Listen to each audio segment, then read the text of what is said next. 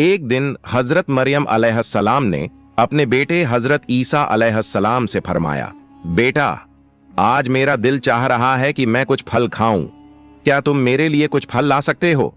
उस वक्त हजरत मरियम अलैहिस्सलाम और हजरत ईसा अलैहिस्सलाम एक वीरान रेगिस्तान में एक छोटी सी झोपड़ी में रह रहे थे। माँ के हुक्म की तामील करते हुए हजरत ईसा अलैहिस्सलाम फल लाने के लिए निकल पड़े और हजरत मरियम अलैहिस्सलाम अकेली उस झोपड़ी में रह गईं। इसी दौरान मलकुल मौत हजरत अजराइल अलैहिस्सलाम उनके सामने हाजिर हुए। उनका डरावना रूप देखकर हजरत मरियम अलैहिस्सलाम खौफजदा हो गईं और घबराते हुए फरमाया, आप कौन हैं और किस मकसद से यहाँ आए हैं? हजरत अजराइल अलैहिस्सलाम ने फरमाया, मैं अजराइल हूँ, अल्लाह ताला के हुक्म से आपकी रूह कब्ज करने आया हूँ। दुनिया में आपका वक्त मुकर्रर हो चुका है, अब आपको आखिरत के सफर के लिए तैयार हो जाना चाहिए।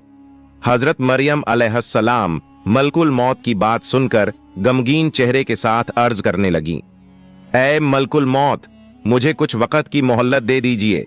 मैंने अपने जान से भी अजीज बेटे को फल लाने के लिए भेजा है, वो कुछ ही देर में वापस आ जाएगा। मैं इस दुनिया से रुखसत होने से पहले बस एक बार उसे देखना चाहती हूँ, उसे अलविदा कहना चाहती हूँ और जाते जाते उसे कुछ नसीहत करना चाहती हूँ। जब वो वापस आ जाए फिर आप मेरी रूह कब्ज कर लीजिए। मेरे इस काम में एक लम्हे की भी देर की इजाजत नहीं है। अल्लाह रब्बुल आलमीन ने हर जान के लिए मौत का एक मुकर्रर वक्त तय कर दिया है। हर शख्स को उसी वक्त पर इस दुनिया से जाना होता है। न मैं उसे आगे बढ़ा सकता हूं और न ही टाल सकता हूं। अल्लाह ताला के हुक्म के मुताबिक मुझे अभी और इसी वक्त आपकी रूह कब्ज करनी होगी। हजरत अजराइल अलैहिस्सलाम की बात सुनकर हजरत मरियम अलैहिस्सलाम बोल उठी, मैं मौत से नहीं डरती और ना ही अल्लाह के हुक्म की नाफरमानी करने वाली हूं, मगर अफसोस इस बात का है कि मैं आखिरी वक्त में अपने बेटे से एक लफ्ज भी ना कह सकी और उसे एक बार देख भी ना सकी। खैर, अल्लाह ताला जो कुछ भी करता है बेहतर करता है। अपने बंदों की भलाई के लिए ही अल्लाह जो कुछ करता है बेहतर करता है। इसके बाद हजरत मरियम अलैहिस्सलाम ने हजरत अजराइल अलैहिस्सलाम को अपनी रूह कब्ज करने की इजाजत दे दी। मलकुल मौत ने अल्लाह के हुक्म से उनकी रूह कब्ज कर ली और उनकी जिंदगी का सफर मुकम्मल हो गया। उनका पाक जिस्म झोपड़ी में सुकून के साथ पड़ा रह गया। कुछ ही देर बाद हजरत ईसा अलैहिस्सलाम जंगल से फल लेकर वापस लौटे। जब उन्होंने अपनी वालिदा को खामोश लेटा हुआ देखा तो ये समझे कि वो आराम कर रही हैं, लिहाजा उन्होंने उन्हें परेशान नहीं किया। मगर जब काफी देर तक कोई हरकत ना हुई तो उन्होंने अपनी मां को हिलाया। तभी देखा कि उनकी पाक रूह जिस्म को छोड़कर इस फानी दुनिया से रुखसत हो चुकी है। अपनी मां की अचानक वफात देखकर हजरत ईसा अलैहिस्सलाम शदीद बेचैनी और गम में डूब गए। वो अपनी मां के दुख में फूट फूट कर रोने लगे। उनकी दर्द भरी सिसकियों से माहौल गमगीन हो गया। यहां तक कि परिंदे और जानवर भी इस गम में बेचैन हो उठे। कुछ देर गम में डूबे रहने के बाद उन्होंने सोचा कि अब अपनी वालिदा के जनाजे और दफन का इंतजाम करना चाहिए। मगर मुश्किल ये थी कि वो ऐसी जगह पर थे जहां दूर दूर तक कोई इंसान मौजूद नहीं था। लिहाजा उन्होंने अपनी मां के दफन के लिए किसी मदद की तलाश में निकलना शुरू किया। कुछ दूर चलने के बाद उनकी मुलाकात कुछ लोगों से हुई जो उनकी तरफ आ रहे थे। हजरत ईसा अलैहिस्सलाम ने उन्हें अपनी वालिदा के इंतकाल की खबर दी और अर्ज किया, मेरी वालिदा का इंतकाल हो गया है, क्या आप उन्हें दफनाने में मेरी मदद कर सकते हैं? उन लोगों ने जवाब दिया, ऐ अल्लाह के नबी, हम असल में इंसान नहीं बल्कि अल्लाह के भेजे हुए फरिश्ते हैं। हम जन्नत से आए हैं ताकि आपकी वालिदा हजरत मरियम अलैहिस्सलाम के जनाजे और दफन में शरीक हो सकें। हम उनके कफन, खुशबूदार अत्तर और दफन का सारा जरूरी सामान साथ लाए हैं। इसके बाद हजरत ईसा अलैहिस्सलाम ने फरिश्तों की मदद से अपनी वालिदा का जनाजा और दफन की तकरीब पूरी की। अपनी मां के इंतकाल के बाद हजरत ईसा अलैहिस्सलाम बैतुल मुकद्दस वापस लौट आए। वहां कुछ वक्त गुजारने के बाद अल्लाह रब्बुल आलमीन की तरफ से हजरत ईसा अलैहिस्सलाम पर वही नाजिल हुई। अल्लाह ताला ने उन्हें नई शरीयत और इंजील ए मुकद्दस अता की और हुक्म दिया, ऐ ईसा, अब तुम इस नई शरीयत और किताब के मुताबिक लोगों को दीन की तरफ बुलाते रहो। अल्लाह के इस हुक्म के मुताबिक एक दिन हजरत ईसा अलैहिस्सलाम ने एक बड़ी महफिल में खिताब करते हुए फरमाया, ए अल्लाह के बंदों, मेरे पास अल्लाह ताला की तरफ से नई शरीयत और नई किताब नाजिल हुई है, लिहाजा अब तुम पहले के उसूलों को छोड़कर इस नई किताब के अहकाम के मुताबिक अपनी जिंदगी गुजारने का वादा करो। हजरत ईसा अलैहिस्सलाम की ये बात सुनते ही यहूदी और बनी इसराइल के लोग शदीद गुस्से में आ गए। उन्होंने गुस्से से कहा, अब तक हम तुम्हें एक नेक और सच्चा इंसान समझते थे, लेकिन अब तुम हमारे बुजुर्गों के दीन को तबाह करने की साजिश कर रहे हो। तुमने खुद एक नई शरीयत गढ़ ली है और अब उसे हम पर थोपने की कोशिश कर रहे हो। लेकिन याद रखो, हम तुम्हारी इस साजिश को कभी कामयाब नहीं होने देंगे। अगर तुमने अपनी ये तहरीक बंद नहीं की तो हम मजबूर होकर तुम्हें कत्ल कर देंगे। हजरत ईसा अलैहिस्सलाम ने उनके इल्जामात और धमकी का जवाब देते हुए फरमाया, तुम लोग मुझे कत्ल की धमकी दे रहे हो, ये मेरे लिए कोई मानी नहीं रखता। मैं अल्लाह का एक नबी हूं और नबी होने के नाते मेरी जिम्मेदारी है कि मैं लोगों को हक के रास्ते की तरफ बुलाऊं। ये अल्लाह ताला का हुक्म है कि मैं तुम्हें सच्चे दीन की दावत दूं। मैं तुम्हें तहे दिल से इस दीन को कबूल करने की दावत देता हूं, वरना याद रखो, अगर तुम हक से मुंह मोड़ते हो तो तुम पर भी वही अजाब नाजिल होगा जो इससे पहले की गुनहगार कौमों पर आ चुका है। जैसे ही नबी की नई शरीयत की बात फैली, बनी इसराइल में मुख्तलिफ तरह की बहसें और बातचीत शुरू हो गईं। कुछ लोग बगावत पर उतर आए तो कुछ लोग हजरत ईसा अलैहिस्सलाम के पास आकर कलिमा पढ़कर इस्लाम कबूल करने लगे। इसी दौरान हजरत ईसा अलैहिस्सलाम ने अपने नबी होने के सबूत में कई मौजे चमत्कार पेश किए, जिनमें से कुछ सबसे मशहूर थे। मरे हुए लोगों को अल्लाह के हुक्म से जिंदा कर देना, पैदाइशी अंधों को रोशनी बख्शना, कोढ़ के मरीजों को शिफा देना, मिट्टी के परिंदे बनाकर उन्हें अल्लाह के हुक्म से जिंदा कर देना। इन मौजात को देखकर बेशुमार लोग हिदायत की राह पर आ गए, मगर जो बदनसीब और जिद्दी थे वो इस सब के बावजूद नबी की बगावत में ही लगे रहे। जब नबी के दुश्मन बनी इसराइल के नाफरमान लोगों ने हजरत ईसा अलैहिस्सलाम को कत्ल करने की साजिश रची तो उनके मानने वाले मोमिन बनी इसराइली उनसे मुखातिब हुए और कहा, तुम लोगों ने इससे पहले हजरत जकरिया अलैहिस्सलाम और हजरत याहिया अलैहिस्सलाम को कत्ल किया और अब हजरत ईसा अलैहिस्सलाम को भी कत्ल करना चाहते हो।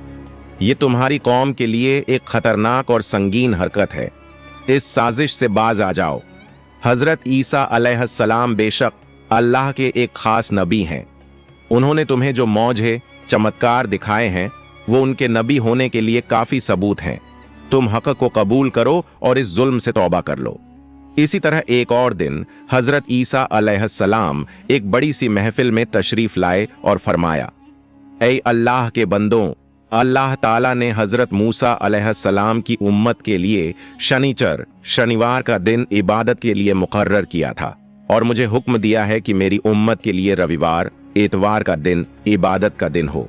इसलिए उस दिन तमाम दुनियावी काम, कारोबार और व्यापार को छोड़कर सिर्फ अल्लाह रब्बुल आलमीन की इबादत करो। उस दिन अल्लाह की किताब की तिलावत करो, लोगों को नेकी का हुक्म दो और बुराइयों से रोकने की कोशिश करो। दुनियावी कामों में मशगूल होकर उस दिन को जाया मत करो, वरना अल्लाह ताला की नाराजगी का शिकार हो सकते हो। हजरत ईसा अलैहिस्सलाम ने आगे फरमाया, ऐ बनी इसराइल के लोगों, मैं तुम्हें एक बहुत बड़ी खुशखबरी देना चाहता हूँ। अल्लाह रब्बुल आलमीन ने मुझ पर जो किताब नाजिल की है, मैं उसकी तालीमात को कायम करने की पूरी कोशिश करूंगा। मगर याद रखो, मेरे बाद एक और अजीम नबी तशरीफ लाने वाले हैं, जिनका नाम हजरत मोहम्मद सल्लल्लाहु अलैहि वसल्लम होगा। वो नबी इस जहान के सबसे अफजल और आखिरी नबी होंगे। अगर तुम में से कोई उनकी जिंदगी में उन्हें पाले तो फौरन उनकी तालीमात को कबूल करे और उनके दीन व शरीयत को अपनाए। ऐसा करने वाला शख्स अल्लाह के नजदीक सबसे ज्यादा मुकर्रब और बुजुर्ग होगा। उन नबी पर अल्लाह ताला की तरफ से एक मुबारक और मुकद्दस किताब नाजिल होगी जिसका नाम अल कुरान होगा। जो कोई इस किताब की तिलावत करेगा और अहकामात के मुताबिक अमल करेगा, वो अल्लाह के नजदीक सबसे अफजल और बेहिसाब सवाब पाने वाला होगा। तुम सब उस नबी मुकर्रम पर दिल की गहराइयों से द्रूद व सलाम भेजते रहो क्योंकि वो ऐसे नबी हैं जिन पर खुद अल्लाह ताला और उसके तमाम फरिश्ते द्रूद भेजते हैं। हजरत ईसा अलैहिस्सलाम ने आगे फरमाया, वो मुबारक नबी जिनका मैं जिक्र कर रहा हूं अल्लाह रब्बुल आलमीन के हबीब और महबूब हैं। अल्लाह ताला ने उन्हें अपना खलील करार दिया है। अगर अल्लाह ताला उन्हें पैदा न फरमाता तो न ये आसमान होता, न ये जमीन होती और न ही ये जहान। तुम इससे अंदाजा लगा सकते हो कि उनकी शान और मर्तबा कितनी बुलंद है। मैं एक नबी होने के बावजूद ये आरजू रखता हूं कि काश मुझे उनकी उम्मत में शामिल होने की नेमत हासिल हो जाती। अगर अल्लाह ताला मेरी ये दुआ कबूल कर ले तो मेरे लिए इससे बड़ी कोई खुशकिस्मती नहीं हो सकती। हजरत ईसा अलैहिस्सलाम की इन बातों को सुनकर कुछ लोगों ने कहा, यह शख्स तो हजरत मूसा अलैहिस्सलाम की शरीयत को तोड़कर अपनी नई शरीयत कायम करने की कोशिश कर रहा है। ये तो एक साजिश है जिससे ये सियासी ताकत अपने हाथ में लेना चाहता है, और इसके अलावा ये एक नए और सबसे अजीम नबी के आने की बात भी कर रहा है, जिससे हमारी कौम उस नए नबी की तरफ मुतवज्जे हो जाए। हमें अब उसकी चालाकी और असली मकसद का अंदाजा हो चुका है। अब देर करने का कोई फायदा नहीं। हमें फौरन बादशाह के पास जाकर उसकी शिकायत करनी चाहिए ताकि इसका कोई ठोस इलाज किया जा सके।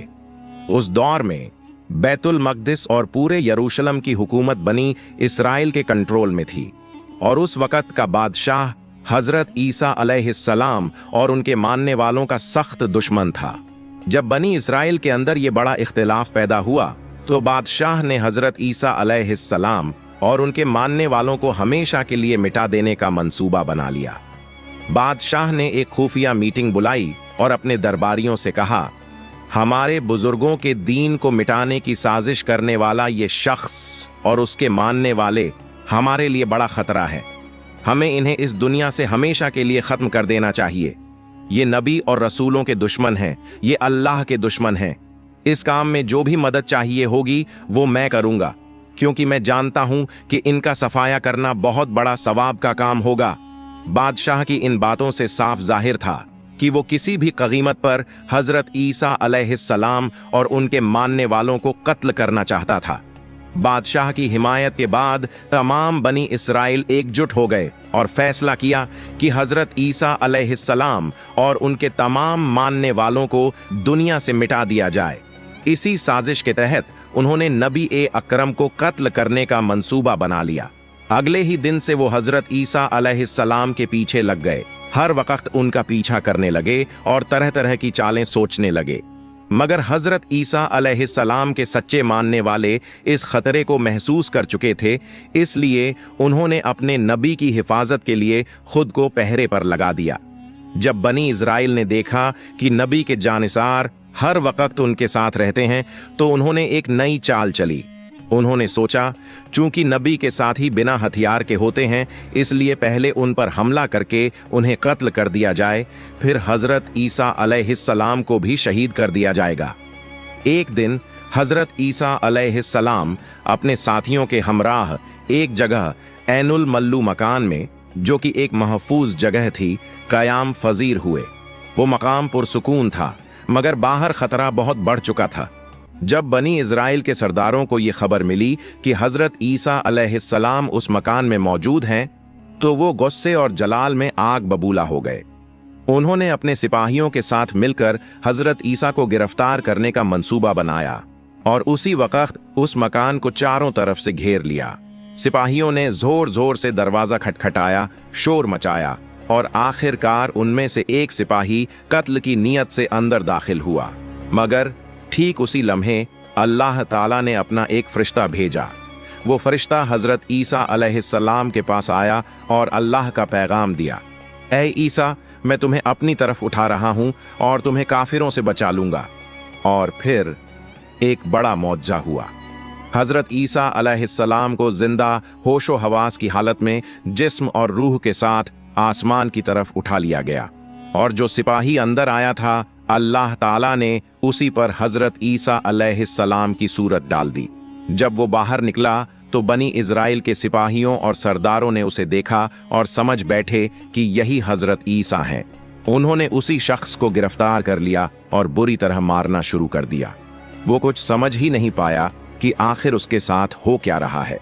इसी दौरान यहूदियों का सरदार चीखते हुए कहने लगा, भाइयों, ये तुम क्या कर रहे हो? मुझे क्यों मार रहे हो? मैं तुम्हारा सरदार हूं। मैं खुद ईसा को ढूंढता फिरा, मगर वो कहीं नहीं मिले। तो क्या अब तुम मुझे ही मार डालोगे? यहूदियों ने उसकी बात सुनकर जोर जोर से हंसना शुरू कर दिया और कहने लगे, अगर तू हमारा सरदार है तो बता, ईसा कहाँ गया? अपनी जान बचाने के लिए अब कितने बहाने बनाएगा? तेरी चिकनी चुपड़ी बातों में हम आने वाले नहीं। आज हम तुझे कत्ल करके ही दम लेंगे। उसे इस बात का बिल्कुल इल्म नहीं था कि उसका चेहरा बदल चुका है और वो हूबहू हजरत ईसा अलैहिस्सलाम जैसा दिखने लगा है।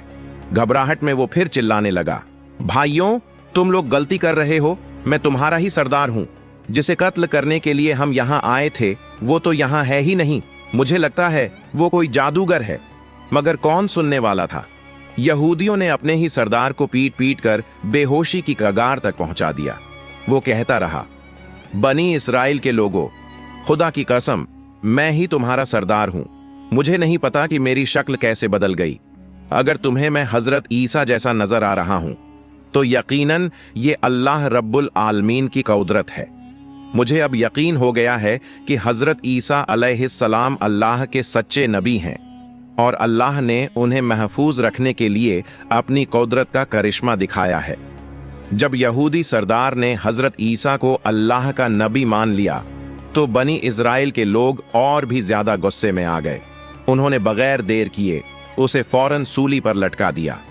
वो सरदार चीख चीख कर कहता रहा, बचाओ, बचाओ, मगर कोई सुनने वाला नहीं था। आखिरकार उन्होंने उसे सूली पर चढ़ाकर उसकी जान ले ली। इस मंजर को देखने के लिए वहां भारी भीड़ जमा हो गई थी। जब सरदार की मौत हुई तो लोगों में बहस छिड़ गई। कुछ कहने लगे, ये हजरत ईसा नहीं थे बल्कि हमारे सरदार थे।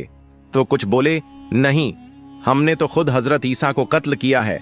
यहूदी आपस में लड़ने लगे, तलवारें निकल आईं और उनमें बड़ा फसाद शुरू हो गया। अधिकतर लोग हैरान परेशान हो गए क्योंकि उन्हें समझ नहीं आ रहा था कि हकीकत आखिर है क्या। ये सब कुछ अल्लाह रब्बुल आलमीन की कुदरत का करिश्मा था। इन्हीं हालात को देखकर हजरत ईसा अलैहिस्सलाम की गैर मौजूदगी में बहुत